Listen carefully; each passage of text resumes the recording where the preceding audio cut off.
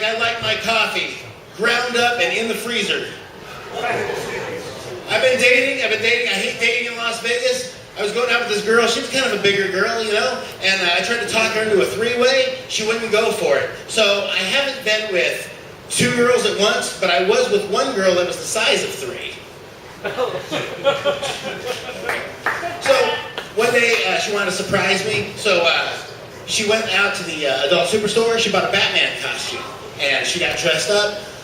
I came in from work, and she jumps out, and she goes, "Super pussy!" I said, "I will have the soup."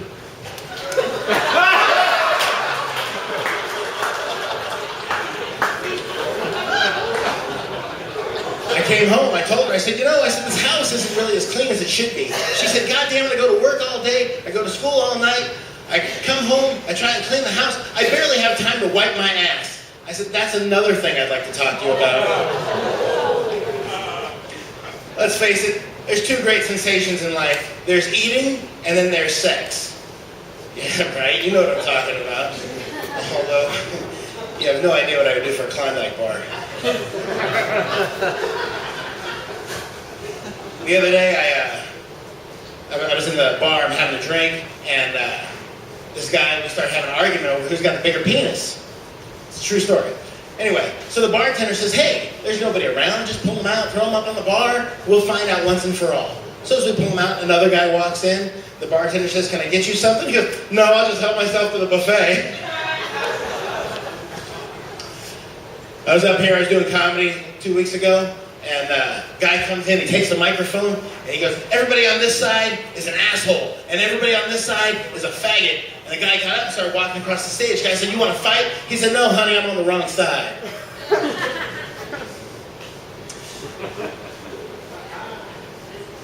All right. So, the other day there was these 2 gay guys, and they're going, "Hey, I got a great idea. Let's play hide and go seek." And he goes, "Oh, really?" He goes, "What are we going to do?" He goes, "I'm going to hide, and if you find me, you get to blow me." He said, "Well, what if I can't find you?" He said, "I'll be hiding behind that tree over there."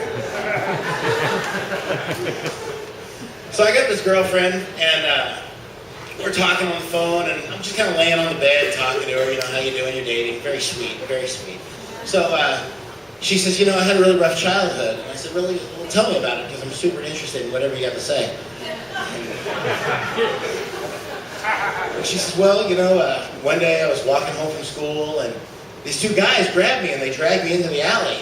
They pulled down my little tight panties, and they pulled up my skirt, and they bent me over a trash can, and I don't remember what happened next." I said, "Make something up! Make something up!" Yeah, oh, bullshit.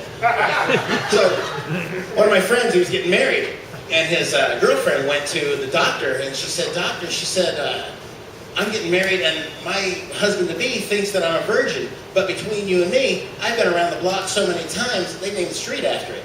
So is there something I can do to make the wedding a little extra special?"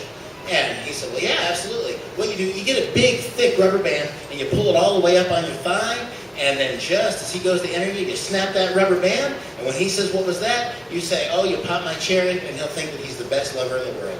And she goes, "Really? You really think it works?" He's like, "Yeah, absolutely." And she agrees to do this because it helps my joke. So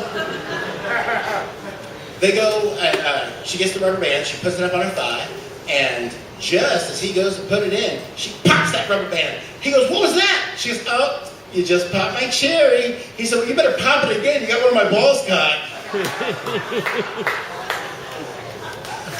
The other day I was in there, I had my girlfriend, we were in the bathroom, sometimes just take her right in the bathroom, right there on the tile, just giving it to her.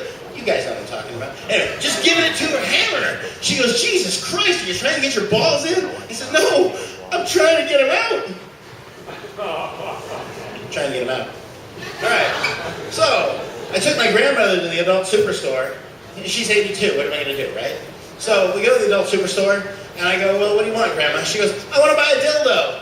And I said, "Oh, they're over there on the wall." She goes, "I want that big red one." I said, "No, Grandma, the dildos are next to the fire extinguisher." Thank you, everybody. My name is Earl Woodruff.